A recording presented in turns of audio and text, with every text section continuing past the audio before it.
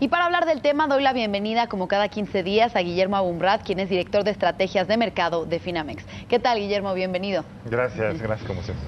Pues bueno, con esta noticia ha habido muchas quejas porque la gente dice que el gobierno federal prometió que no iba a haber alzas en las tarifas de electricidad, aunque bueno, ellos dicen que fue un tema por la alza de combustibles, pero es un tema que pues se podía tener previsto, ¿no? Que iban a elevarse los precios del combustible y por ende pues podían subir las tarifas. Sí, fíjate, lo que estamos viendo es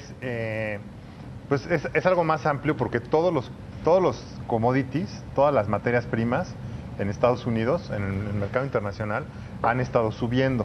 Entonces, hay toda esta idea de la liberalización de los precios en México.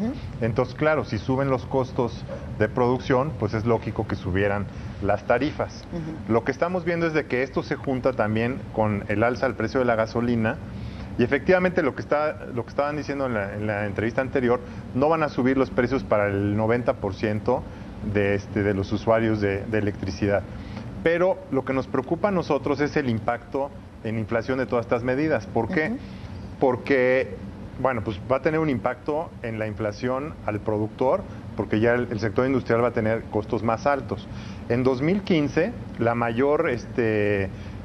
un impacto importante que que no tuvo la inflación, más bien, que fue deflacionario, fue que la mayoría de estos commodities, estas materias primas, en los mercados internacionales bajaron de precio. Incluso bajaron de precio más en dólares de lo que fue la devaluación, entonces bajaron en pesos. Entonces eso ayudó muchísimo a la inflación. Pero lo que estamos viendo este año es de que ya están subiendo las referencias en dólares, más el impacto de la devaluación. Entonces ya se está revirtiendo y están subiendo en pesos.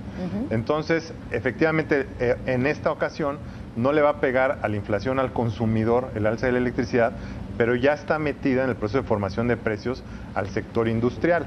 Y no nomás es como decíamos que está subiendo la electricidad porque está subiendo el combustible y el gas natural.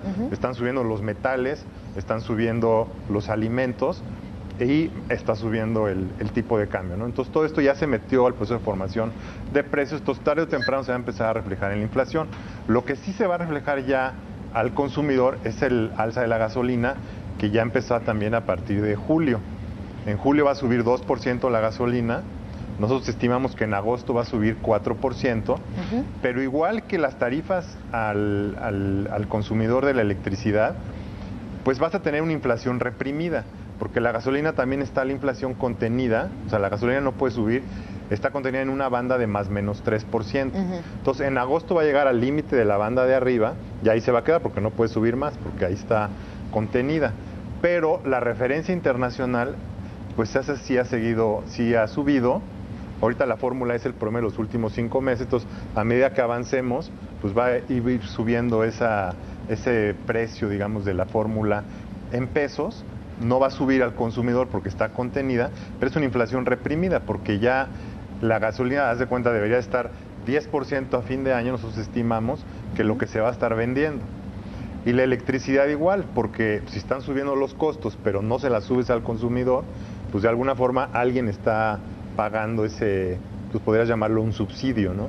Entonces, claro, eventualmente se va a reflejar en la inflación al consumidor. Entonces tienes el impacto de la electricidad, de la gasolina, más el resto de las materias primas que también están subiendo, que ya se están reflejando en los precios al productor. De hecho, los precios al productor ya, los bienes intermedios, ya el año pasado, por ejemplo, todo 2015 estuvieron en deflación, ya al mes pasado ya estaban arriba de 3%.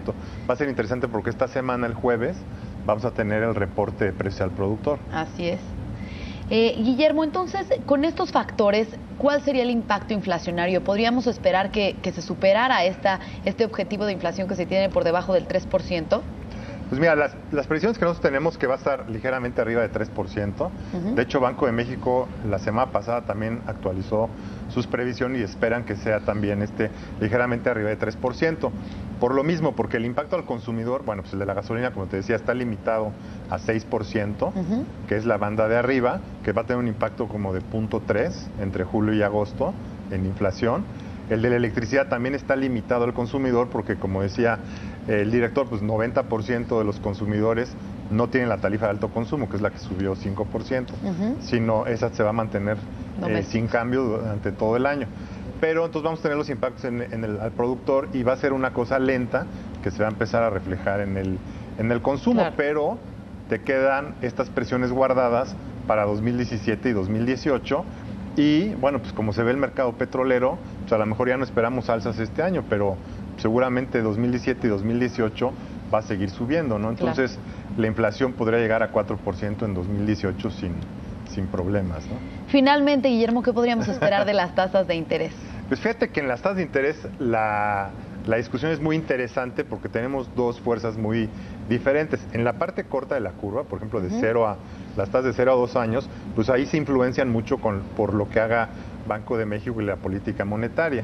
Entonces, si vimos la semana pasada, Banco de México subió las tasas 50 puntos base, hoy la curva lo que está priceando que es que de aquí a fin de año Banco de México pudiera volver a subir las tasas otros 50 puntos base, ¿no? Por todos estos temas que estamos platicando de la inflación. Obviamente Banco de México le preocupa, pues no solo que están subiendo los commodities en dólares, sino el tipo de cambio y todo este relajo que hemos platicado aquí de Brexit, que podría causar una desaceleración en Inglaterra, Las en elecciones de Europa, Estados Unidos, si le pegas a también. Estados Unidos, que se contagie el Brexit y le dé más fuerza a Donald Trump, que es anti-TLC y anti-México.